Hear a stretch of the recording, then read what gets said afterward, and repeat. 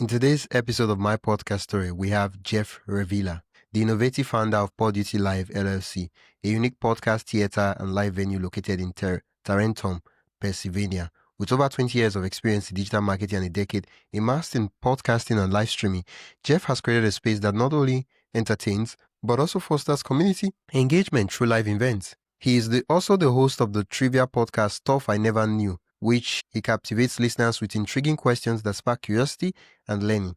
Jeff's journey is a testament of his passion for blending technology and creativity. He's here to share his inspiring journey on how he built his show and venue from the ground up, all while making a meaningful impact in the podcasting world. Could you do a 30-second byline of who you are and the podcast you host? Yeah, do you want me to start right now? Yeah. We're rolling already. Hey, everybody, it's Jeff Revilla. I'm the host of the Stuff I Never Knew Trivia Game Show podcast. I started the show in 2015, and the last 70 episodes we've recorded for local television. So this show has transcended an audio medium, and if you're in the local Pittsburgh area, you might find me on TV. Okay. Oh, is that the only podcast you host? No, I have. I'm actually there's 2 active, and there's 2 being launched right now. Okay. It appears that this one you just introduced is the one that is very dear to your heart. That's the one I've been doing for almost 10 years now. That one's had the most success. I've had the most fun doing it. I've met the most people, probably close to in 170 episodes at an average of 3 people per show. You know, I've made close to 500 podcast connections through that show. Wow. Tell me about the real reason you started your podcast. I really just fell in love with podcasting way back in 2007. I had a skateboard shop. I manufactured skateboards, and I was shipping them out all over the country. And I started listening to the podcast. I got a little iPod back in 2007, and I would pack these orders while I was working all day, and I'm listening to these great podcasts like Marketing Over Coffee and the Beancast and 6 Pixels of Separation. And I'm just learning that I'm getting this education, you know, kind of passively. I'm taking in all these great tips from these great podcasts, and it became like a community feeling. Like I started to, you know, Mitch Joel and, you know, Christopher Penn, these people were like part of my life, you know, 15, 20 years ago. And that idea of I could take information, you know, from something that somebody just published and distributed to the world kind of gave me this feeling like there's a community here. And when I finally decided like, oh, it's my turn to do a podcast, I should do one, there was this great platform called Blab, and I just got sucked into this. It was one of the first 4 in the box live streaming services, and it was really a community. So I'm building a podcast.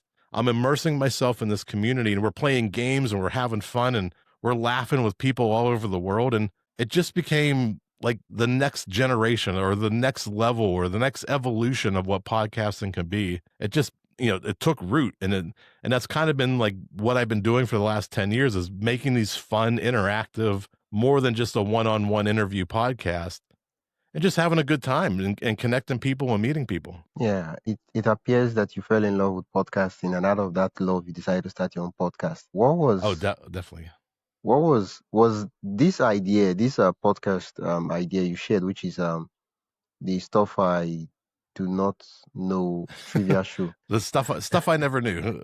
Okay, Stuff I Never Knew. Well, we're basically saying the same thing, even though I changed your podcast title. Yeah. Was that like the first title you had, or was that like the first podcast idea you had? I know I tried a marketing podcast like in 2011, just kind of emulating what I was learning from, you know, Christopher Penn and 6 Pixels of Separation. It didn't really go anywhere. It was just something I was like dipping my toe in the water. But the idea that I could make something and connect with people is really what fueled, you know, that passion. I didn't want to just sit in my basement and talk to myself. I wanted to be a party. I wanted to see how far I could push the boundaries of what a podcast can be.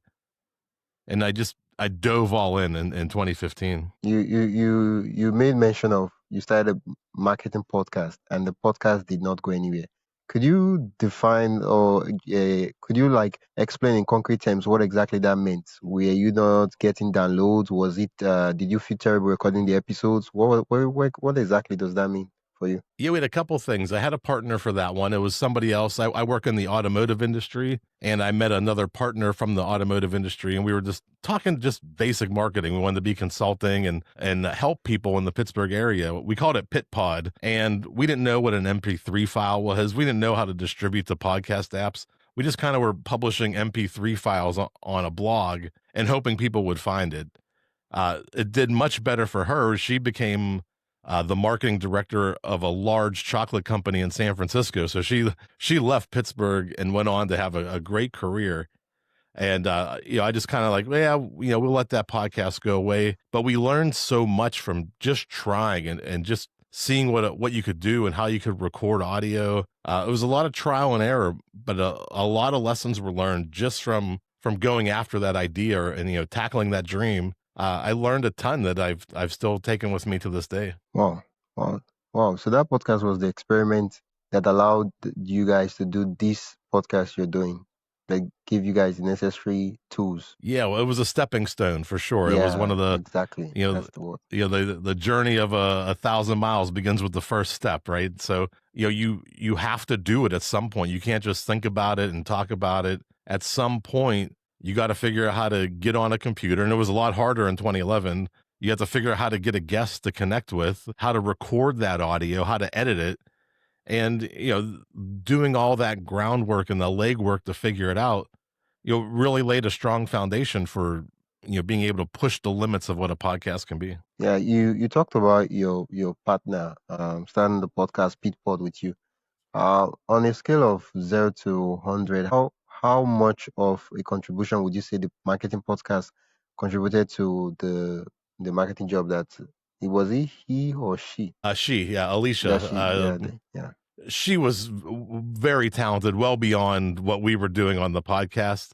Her skill set definitely landed her the job. Having some of the extra, curricular activities, having the podcast, making some videos. We even spoke together at a conference.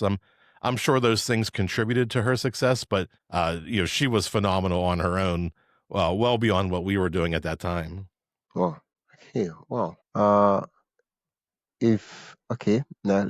we're about to get into the juicy parts of the story now. If you've been podcasting now from 2011, you've been doing Pitpod, and then you moved on to start doing the stuff I never knew, trivia show podcast. If you were to rank your top 5 embarrassing events regarding podcasting, maybe technical fails, stuff with guests or stuff like that, what would they be? Yeah, I mean, I have the classics. You get through an episode and you forgot to hit record. That's always a fun one. You got to apologize and say, we got to do that all over again. And, a lot of what I was doing, a lot of the shows I did early on they were all live streamed, and I still do a lot of live streaming, just like we're using a platform here on the internet to connect. Sometimes there's issues with people's connections. Sometimes you lose audio and you get a great segment or what you think is going to be a great segment, but when you download the audio, it's all garbled and it's staticky and you lose sections of it. So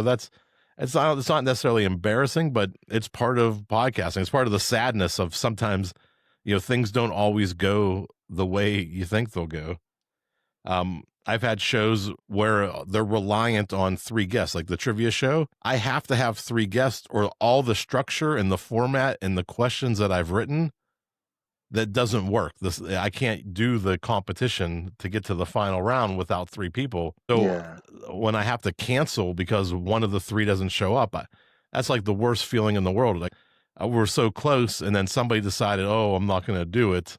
And that hurts a lot. That hurts me a lot. It's embarrassing, because I brought all these people. I have a producer that shows up. I'm showing up. I'm writing all these questions, and then 2 of the 3 guests take all that time to make sure they show up on time. And I'm scrambling for a guest. A lot of times we can find a 3rd guest, but I really hate having to cancel if it goes too long before we find a 3rd. Yeah. So you talked about the classic technical, forget to press record, and you talked about canceling on guests because just one guest did not show up. Yeah, that's those aren't terribly embarrassing things. My background typically doesn't let me dwell in things. And I think my brain doesn't even allow me to process embarrassing moments. I just kind of move on. Like I process it, and then I figure out the solution, and then I go to the next one. I have really short-term memory. I don't dwell on things. I don't sit around and like, kick a can down the street because I'm all depressed. That's just not me. I'm pretty happy-go-lucky, and if there's a problem, I consider it a challenge, and I just need to solve that challenge. Wow.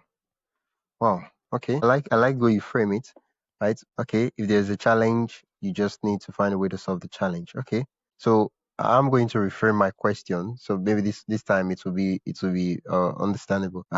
Could you share some of the challenge you've had to solve during your timeline of podcasting? Yeah, and it really these things kind of pass over me, like the way water flows over a rock. But I do know that one of the biggest challenges that we had, I talked about that platform Blab, which was amazing. You would go live, and then 30 people would converge on your room, and you'd be able to do a podcast in front of 30 people within like 2 or 3 minutes. And that platform didn't have any way to make money, and it collapsed under its own growth. It got too big too fast. They couldn't handle the server costs, and it just crumbled underneath them, and they closed it down. And when that went away, it left a big hole in a bunch of people's hearts. Like, we were all looking for the next Blab platform. Like, there hasn't been anything like it since. We tried, Google Hangouts had a product. We Appear In, Hop In, Clubhouse. Yeah. Oh, even this is before Clubhouse. Even before Clubhouse, we were just trying to find that replacement, and that challenge of really finding a place that had a social element and a live streaming element. At that, and then Facebook got into the game a little bit, and that Facebook was fun for live streaming, but they like instantly crushed live shows in the algorithm. They rarely show live shows at all because they can't run any ads on it. Yeah. And it was just difficult. It's really hard to do a live show on a small level. If you're a celebrity or a comedian and you have this massive following, you can do pretty well with live streams. But when you're small or independent, getting that traction with a live show is very difficult on these platforms now. Yeah. Okay. So when the platform fizzled out, where did you migrate to? Well, I think we tried like Be Live and then StreamYard, and I've been with StreamYard for a while now. It's pretty reliable. I get a decent recording. I get individual tracks from everybody. And what we haven't talked about, we talked about on another one of your shows. I built one of the world's first podcast theaters. It's just a space dedicated to live podcasts, and I power that whole theater on StreamYard. That's how much I can rely on it. So I've been able to get good quality online recordings, but I also lose that social element that we had when we had Blab back in 2015. Yeah. I mean, there's no platform like originally designed for that. You have to like find a way to connect. It's just a feature you now have to like stream to other platforms compared to when you have a platform like Periscope, Blab, and stuff like that. Yeah. So I mean, if something like that comes along, I'm there again. I'll be the first one. First one back on that platform. Yeah, I think Substack is doing something. But the funny thing is that for almost every platform that is trying to do something about live stream, it's another feature they are trying to add to the platform. It's not the whole original design. Yeah, it's a feature now. Whereas back in 2015, that could be a product, but now that's just a feature on so many different places. Yeah. The fact that you went to Blab to live stream, that's all that platform did. And now all these, you can do huddles in Slack, and you can do stuff on Discord. You can live stream pretty much anywhere in any platform. They want to connect you, peer to peer anywhere. Yeah. Has podcasting ever gotten you into trouble? Oh, that's a good one. At least I don't think so. I tend to do very family friendly shows. So Okay. I'm not saying too many things that are out of control. I'm very fortunate. I have the job that I work for. It's an amazing family. So I think I always say positive things about my my full-time job during the day, and I don't say too many controversial things. So I'm pretty safe online, and where I think about that, I got children. I don't want them to think like their dad's some online maniac. So the shows I tend to produce they're for all ages. They're family Yeah, friendly. You can feel safe listening in the car with the kids, and I'm not going to drop swear words or say very questionable things. I do say I do like puns and innuendos, and you can do some adult humor, and the adults understand it, but the kids don't get it. So I like to walk that line a little bit and have some fun so that it's entertaining for all ages. yeah. When I asked this question, I just remember one of these funny joke, which is when you have a very close friend that works in a radio station, and every time the friend starts saying, "I used to have a friend of mine," your heart beats a bit. You're like, "I hope he or she is not going to share the story that I told her or him, depending on the case." And Yeah. so I was like, okay, that would be the follow up question I'll ask you. Have there been a time or situation where you've shared a story you weren't meant to share on your podcast? Yeah. Um, especially with like the last, I'm a little bit safe because the last 70 episodes had to be produced for television. So if I'm already clean, I'm really really clean. Now sometimes my guests have said things that I'm not sure how they pass the censors, or some people are a certain kind of therapist that helps couples in the bedroom, or authors who do like murder mystery books. So some of their content uh, can get a little crazy, but it's usually the guest revealing too much more than it is me revealing too much. Yeah, yeah, yeah, yeah. For me, there are different kinds of trouble. There's the trouble you get with the general public. There's the trouble you get with the listeners. The trouble you get with the government. There's the trouble you get with your friends.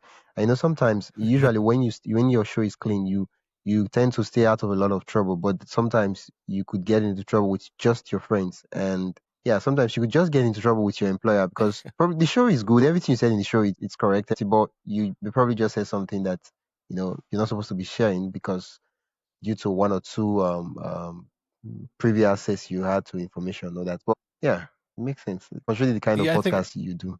I think I learned early on that whatever I do, whatever we're doing right now in this moment, it's forever. It Yeah, never will come off the internet. So, if I want to be the person that I'm going to be in 20 or 30 years, or I want to be at least a person I can look back on and be like, okay, I lived a good life. I said some good things. I inspired some people. I wasn't a terrible jerk. Maybe I laughed and goofed around a little too much, but my primary goal was fun, was inspiration, was education. And I think in 30 years, I can look back on all the things I've published and be like, okay, I'm safe on all that stuff. yeah, yeah. I mean, if it was, let's say you had a podcast about politics, gossip or drama about celebrity stuff here, I probably would be expecting stuff like that. But the niche you're in, you're pretty much safe because yeah, you're not into drama or any of this stuff. Yeah. Yeah. Yeah. Thank goodness. Okay, I do. There's a quote I believe in strongly is that the things we work on us. What's something podcasting taught you about yourself that surprised you? Well, I have a lot of ideas. I want to, I'll come up with a new idea for a show on the way home. And that happens 2 or 3 times a week where I think of something and I want to do something. Podcast has taught me to reel in and focus, whereas, as the entrepreneur brain in me, I want to I just want to do things. I want to create things. I want to put things out in the world, but I have to slow down. One, a podcast comes out weekly, right? You still have to book the guests. You have to record the show. You have to edit the show. You have to do this process. So that process has slowed down my brain a little bit so that I'm not just trying to do 100 things with 100 new ideas and try to implement all those things all at once. It's really taught me to focus and put together a quality product. Wow, wow! Like the story you just shared, like it's one of the kind of the innovator dilemma that I'm going through. Like every day, I'm like, I have incredible ideas of podcasts I could possibly be starting. I think I probably I will start a podcast show where I share podcast ideas for people. That way, I'll just say, okay, once I share the idea, I release an episode about the idea. Boom, that's it. I'm done with the idea, and I move on. Yeah, Because that's a good way to get rid of things. Like sometimes you just have to have a clearing of your mind. And the thing that helped me a lot too was they're just ideas. 100 people can have yeah, 100 ideas, but only the one person who acts on that idea has any value. I've seen things become real inventions of ideas I had. I was like, oh, I had that idea like 10 years ago, but it yeah, wasn't. It had no. My idea had no value because I didn't bring it to the world. So yes, you can have all these ideas all the time and just keep thinking and innovating, but unless you do something with it, the ideas are worthless. yeah. But I mean, it will surprise you that there are a lot of persons that they're struggling to start a podcast because they've not just found an idea that resonates deeply with them. Yeah, that holds some people back, but I just say Yeah, everybody has passion somewhere. yeah, but Start with what you're passionate about. yeah, yeah, that's the thing. But oftentimes, there are certain ideas that once you just see the idea, you don't really care about the necessarily about the monetary benefit. You're willing to do that stuff day in, day out. And then there are some other ideas where you're like, yeah, I guess it could work. Yeah, not really. Yeah, it's a grind. It's a hustle. I try to tell people if you want to have a good show, you probably have to, put 8 hours minimum a week on it for, the research, for if you're booking guests, if it's an hour show, there's an hour just recording. And if you do multiple takes and you want to do intros and outros, there's another half an hour. And then the editing and then listening back to it. And, if you want, you got to at least invest a full day of work to have a decent show. You can just hit Yeah, record and then release it if you want, but there's other things that you can do to take that to the next level. yeah. Quickly, you mentioned about your show being on TV. Could you share with us how the story of how you actually moved your podcast from the basic idea you had in your bedroom to something that's now on TV and not just on podcasting platforms? Yeah, the show is built with a social element, right? So three people from around the world, they call in and battle it out over 3 rounds of trivia. And we thought like, okay, there's a local cable company and the producer was looking for shows.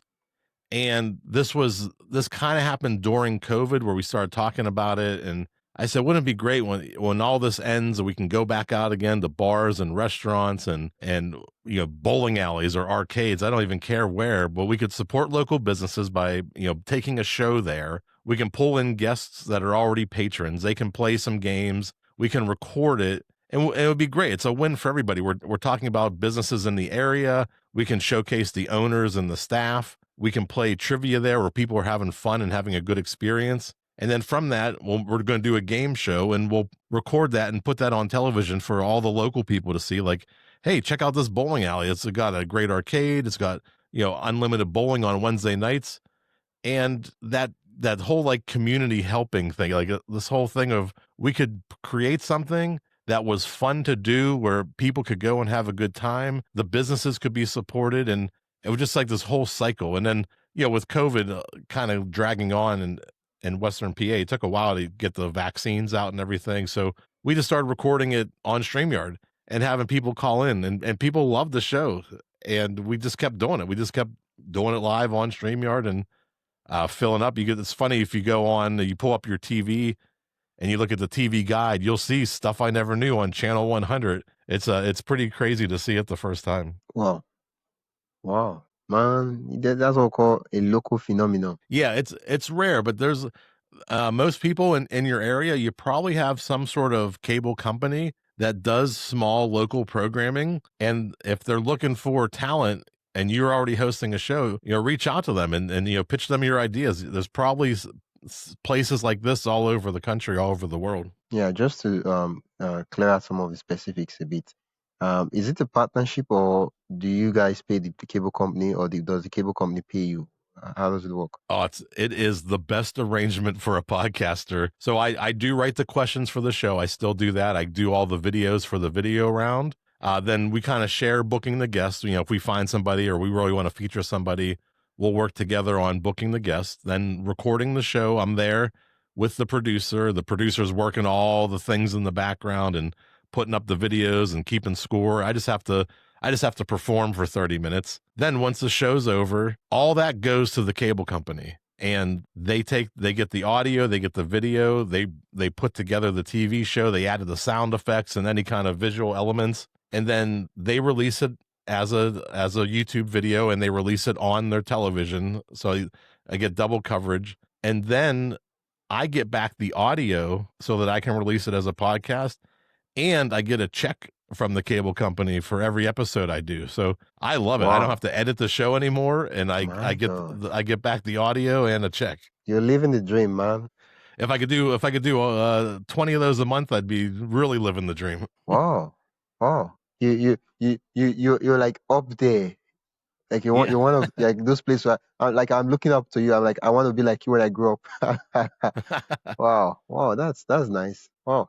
It's funny you brought that up like during the conversation, because recently I've been thinking of, wow, I should start a local show, because I don't know, for some reason, and I'm just going to put it out there, for some reason a lot of the programs on local cable network, whether radio or TV, they're not exactly uh how do I put it now? They're not very, very good, because when you go to the internet, you're like a large number of choices you possibly could make of great content. But then you see local stations, and I understand that they don't have rights to most of the content out there, so they just cannot publish stuff.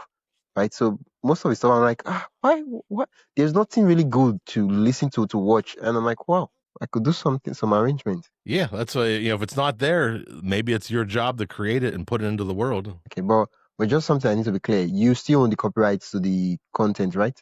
Yes and no. The video is theirs for television, but I get it and I can publish it on my website. The audio is mine. I get to use the audio to release anywhere. That's all. I want the podcast audio. Oh, okay. Okay. Wow. Wow. And I trade the video for the check. That's how I look at it.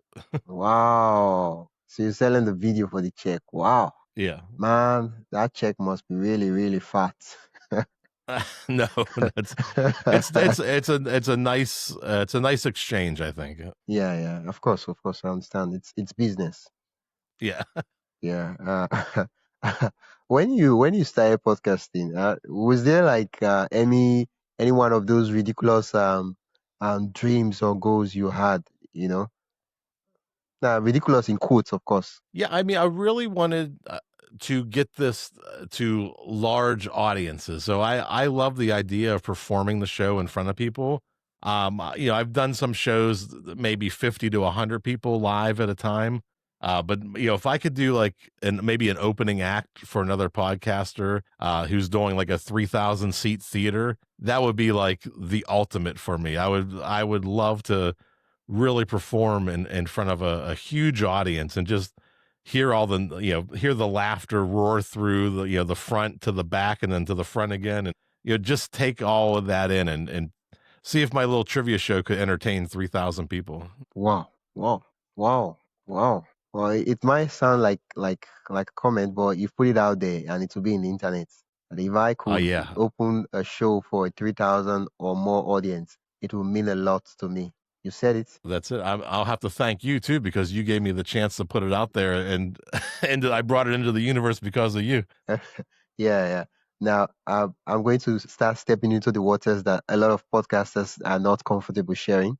And if at any point you feel that you're not comfortable sharing the stuff or answer the question, you can just skip over it. Yeah, but it would be nice if you could share. So I just said, let me give you the heads up so it doesn't look like we're plunging deep into the depth.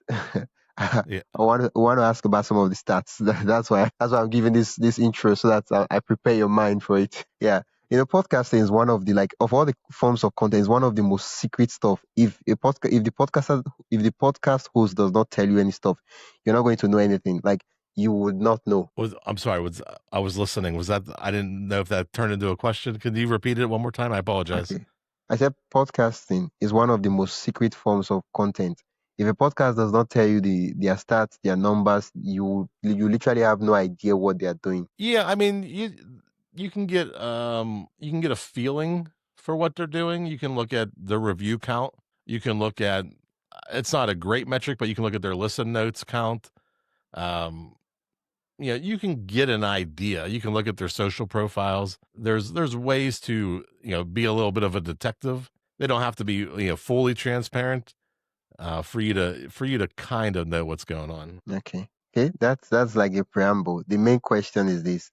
Your podcast is a kind of like a local podcast, but then it's okay. It's a podcast that airs locally, but it's not like a local podcast, right? Am I correct? Correct. So while we do record it for local television, the audio is meant for a global audience. Yeah, yeah.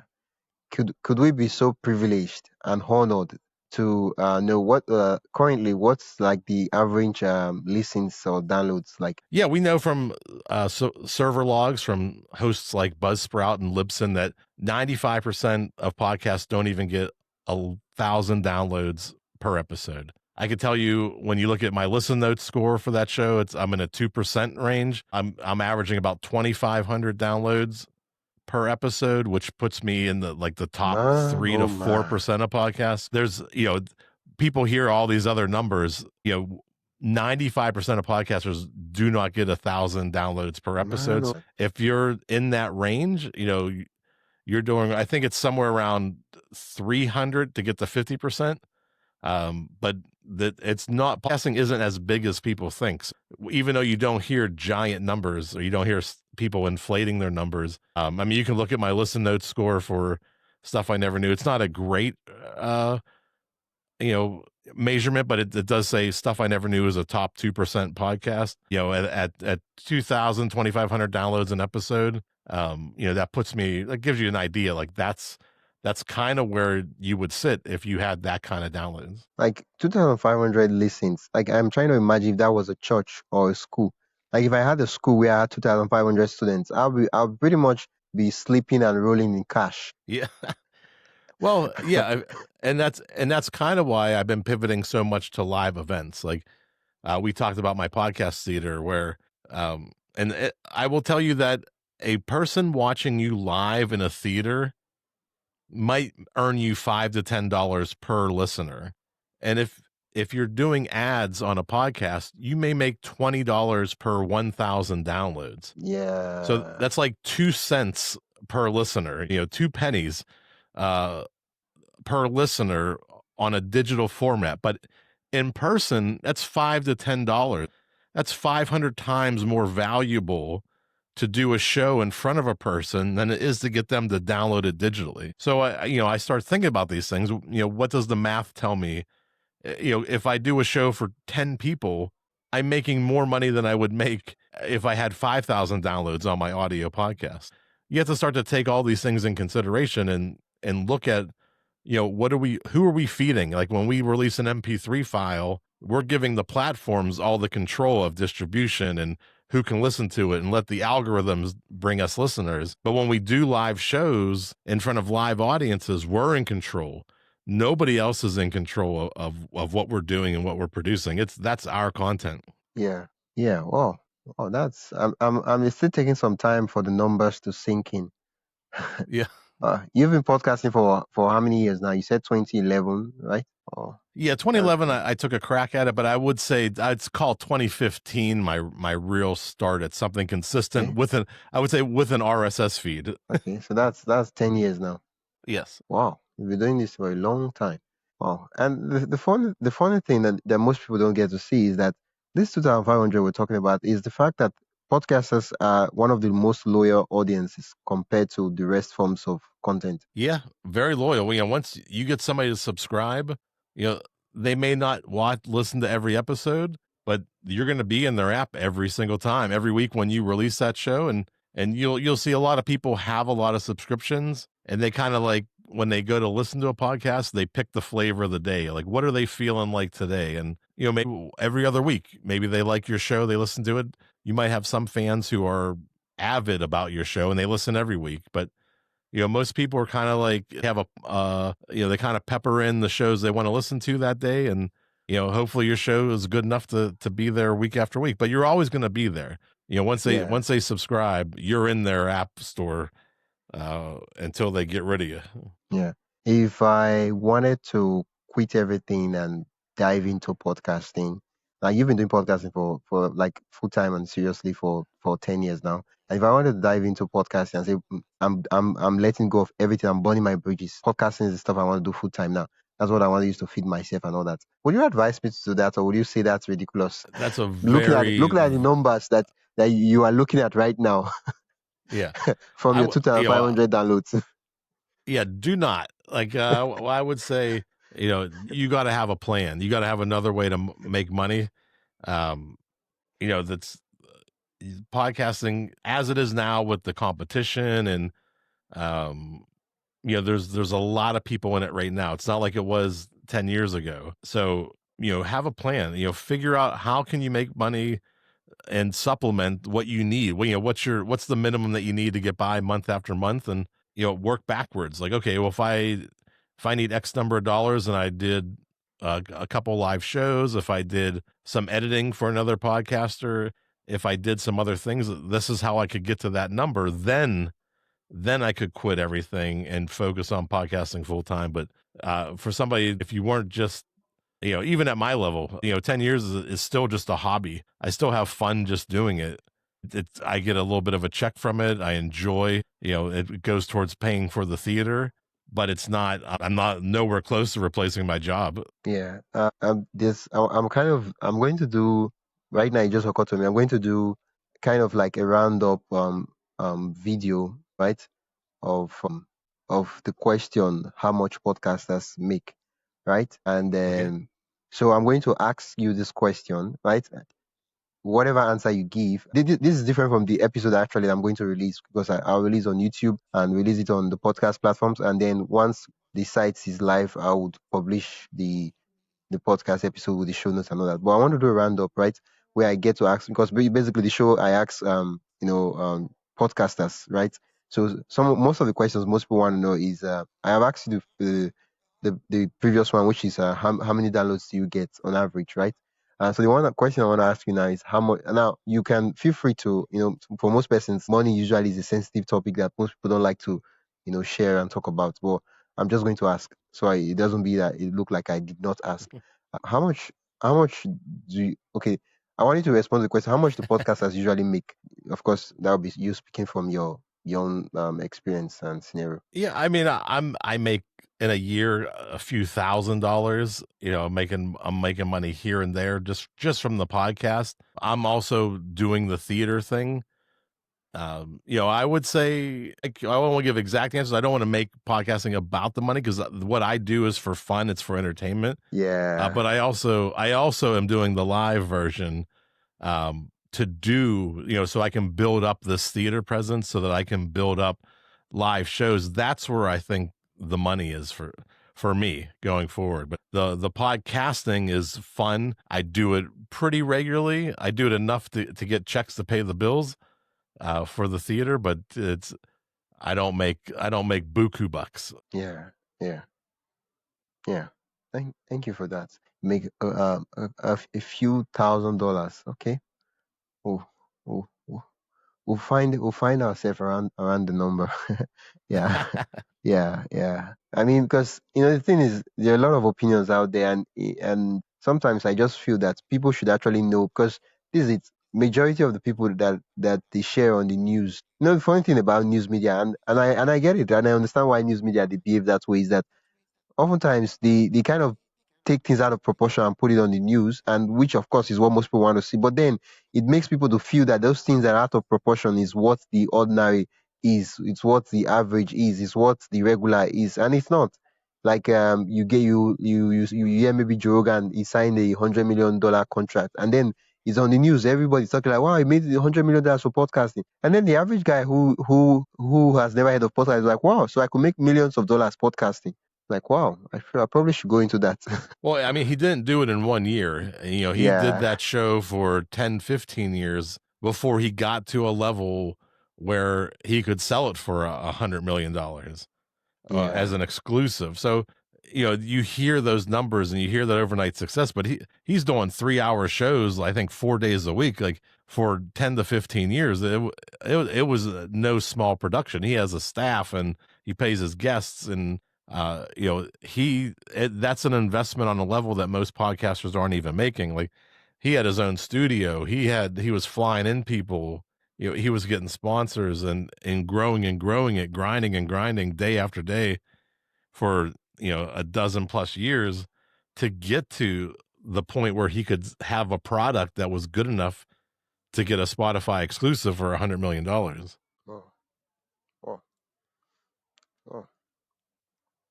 Oh. Is there something you've never admitted about your podcast until now? What's that? Said, is there something you've never admitted about your podcast until now? Is there something that I've never had you tell me? Is there something you've never admitted about your podcast? You've never talked about your podcast until now? There's parts of it that I hate, right? Like, I joke around that there's 5 seasons over the 10 years, and you'll see like there's breaks in between some of the episodes, and I call a season until I get sick of it. So like a season 1 I did for a while, probably until Blab fell apart, and then that was it. I was like, I'm not doing it anymore. That's season 1. And then people write in like, hey man, where's the show? Why aren't you doing the show anymore? I'm like, all right, I'll do it again. And I'll do it for a while, and then I get sick of it. That's season 2. I've been doing season 5 since I think 2021. Season 5 makes no sense. It's like, of the 170 episodes, season 5 is like 70 of the episodes. So, I haven't gotten sick of it yet, probably because I'm making a little bit of money and I got an editor and a producer. So season 5 is going to stick around for a while. I think it's just kind of like the iteration. Maybe it's not seasons, maybe it's iterations of the show. So there's 5 different iterations of the show, and this 5th one I'm the least sick of. Yeah, I think that's one of the sweet things I love about podcasting. Is so much, you are the chef. You can cook whatever you want to cook.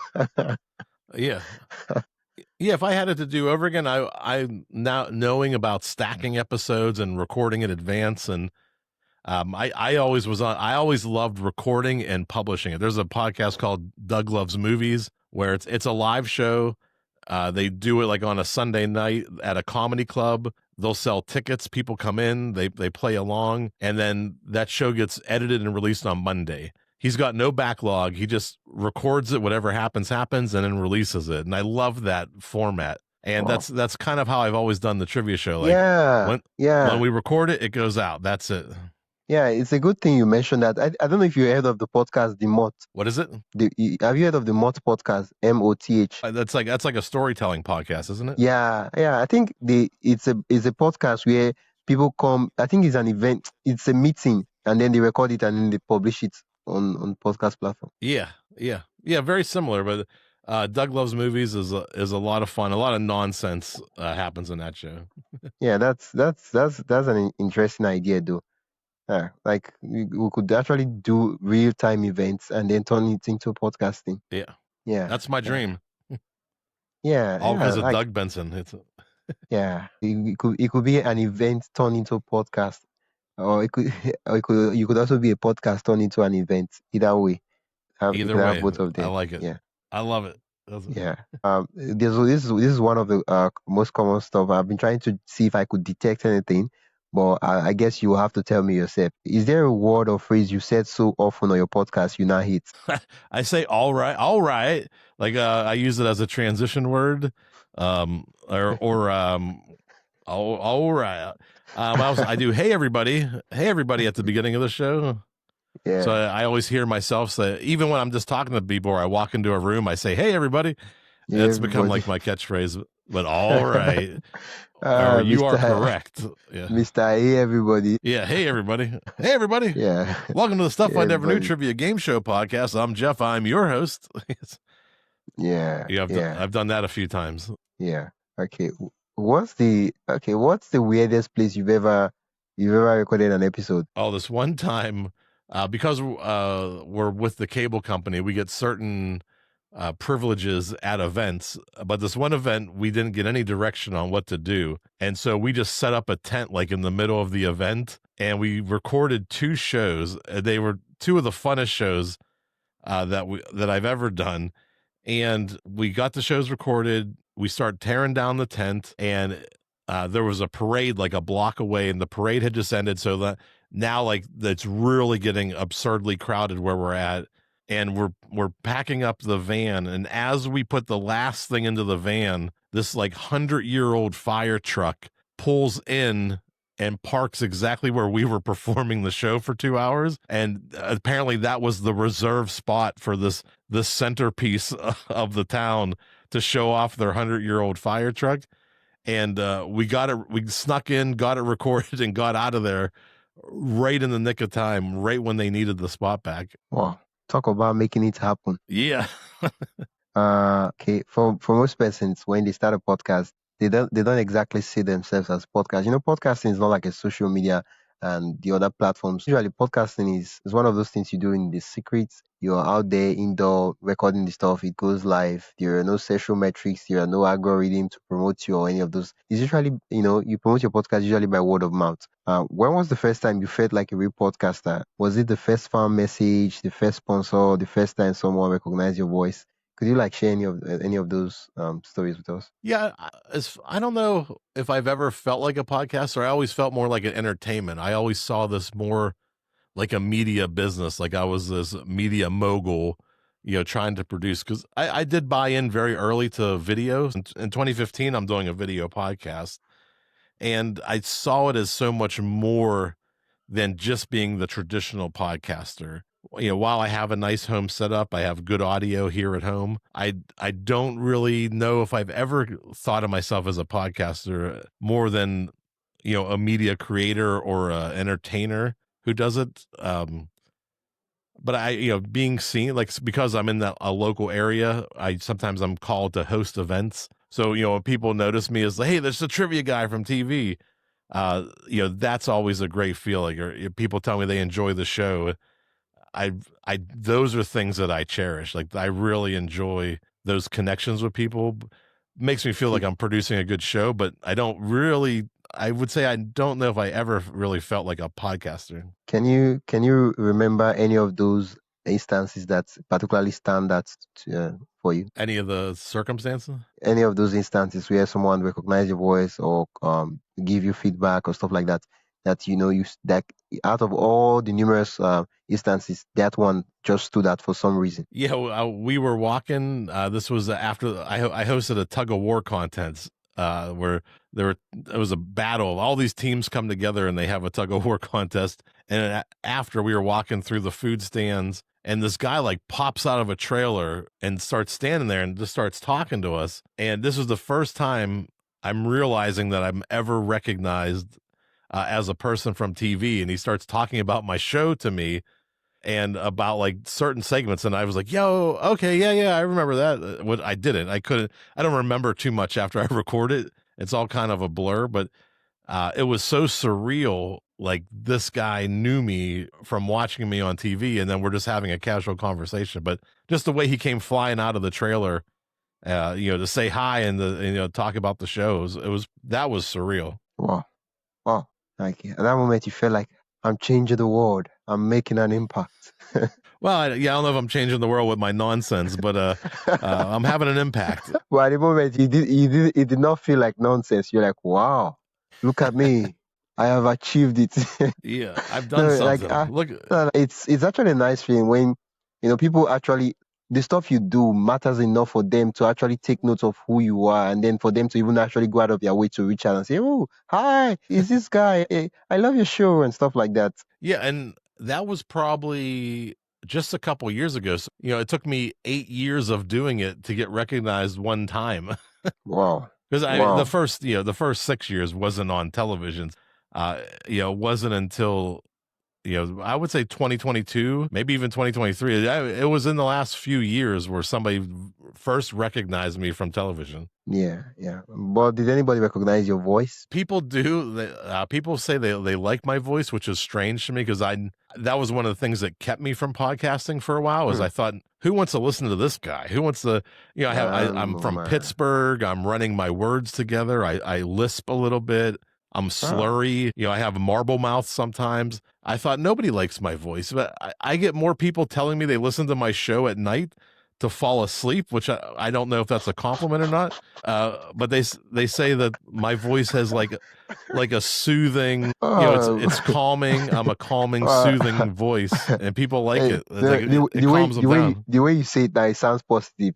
We could actually say it Yeah, this way that every time I hear you talk, I fall asleep. yeah. I said, yeah, thanks. I think that's a compliment. Is it really a compliment though? Like dude, I'm falling asleep right now. I'm just kidding though. I think it's good. I think Yeah, always want to invoke a level of trust. So like I yeah, think yeah, even though I'm being silly and a little bit sarcastic and I'm goofing around, I want people to feel safe around that. Like you should also be able to goof around and be silly and have fun and put a smile on people's faces. That's really important to me. So for somebody to say like, "Hey, I let you in the room at night while I'm falling asleep," yeah, that is comforting at a certain level. That it invokes a certain level of trust yeah, and it helps calm people down, which I'm happy with that. yeah. Okay. Now we're talking about first time we've gotten good feedback and positive messages. Let's flip the coin a bit. What was the first message of weird, hate mail or stuff like that you've ever gotten from your 10 years of podcasting?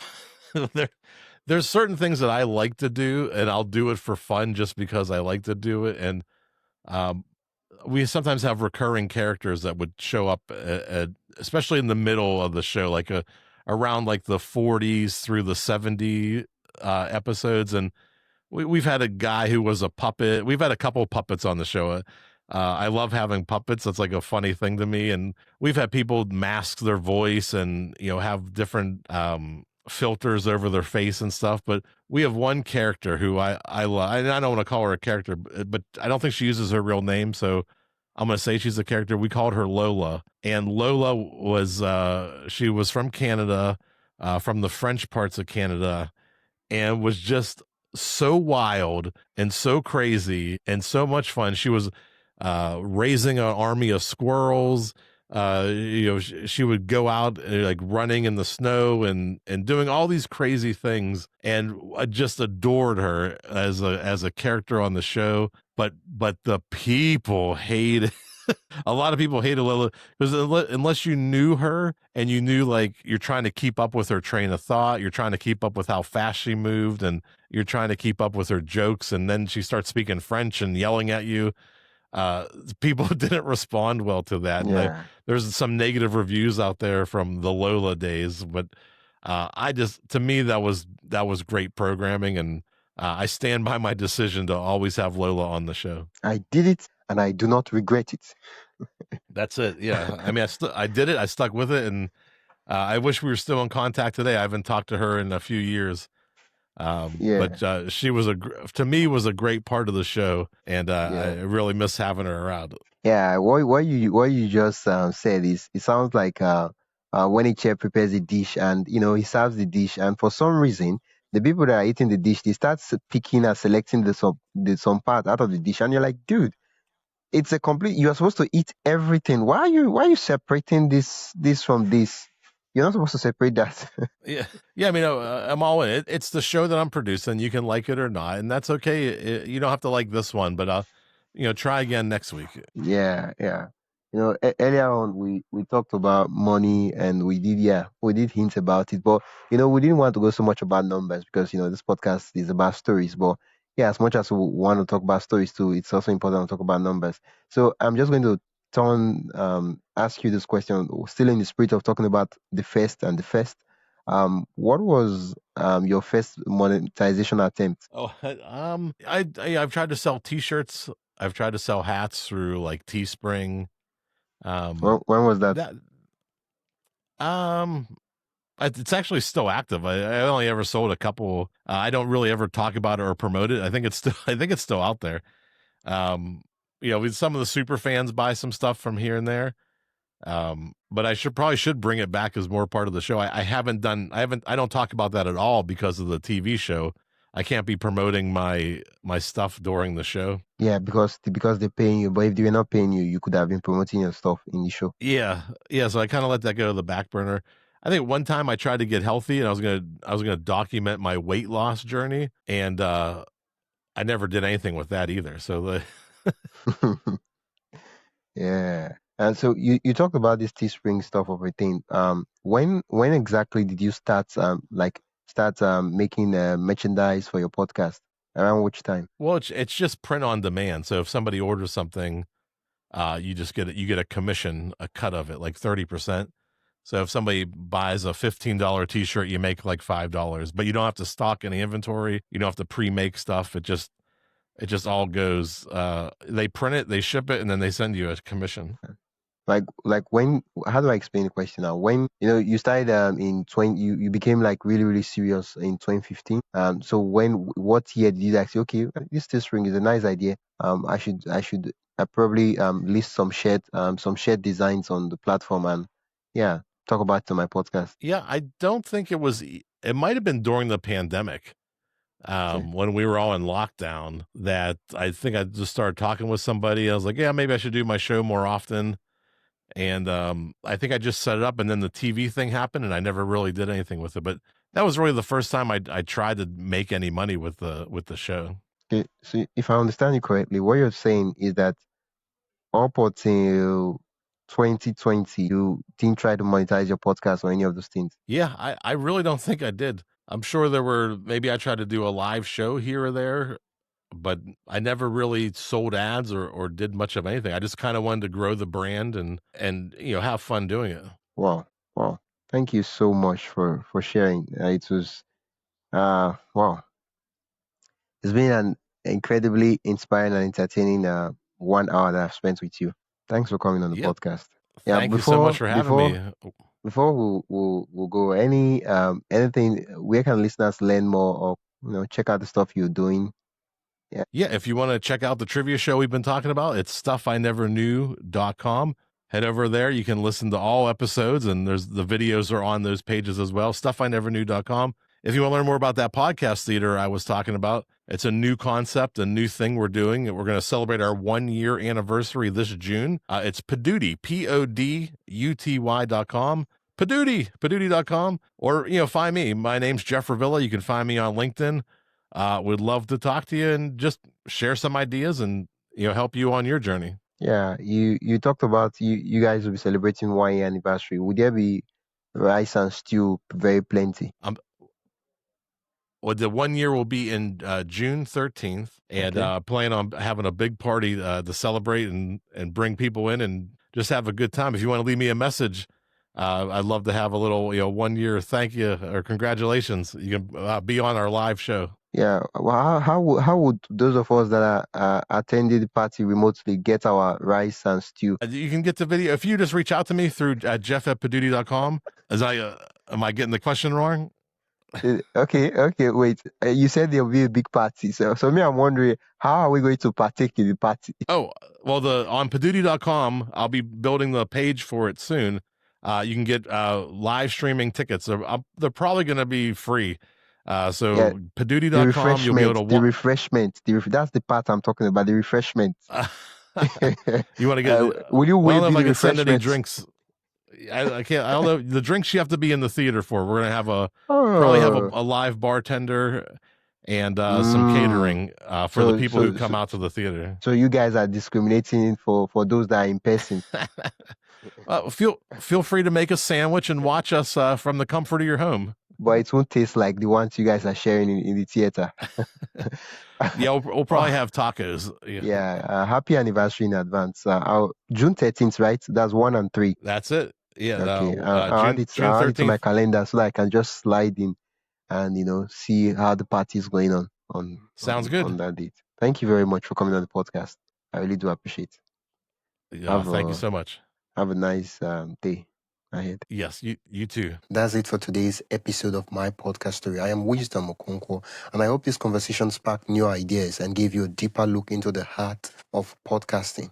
If you've loved this episode, consider supporting the show by buying me a coffee at buymeacoffee.com/wisdomhq. Every bit helps keep the stories going. And hey, don't forget to follow, rate, and share this podcast with another podcaster or creator who would find it helpful. Thanks again for listening, and I'll catch you in the next episode.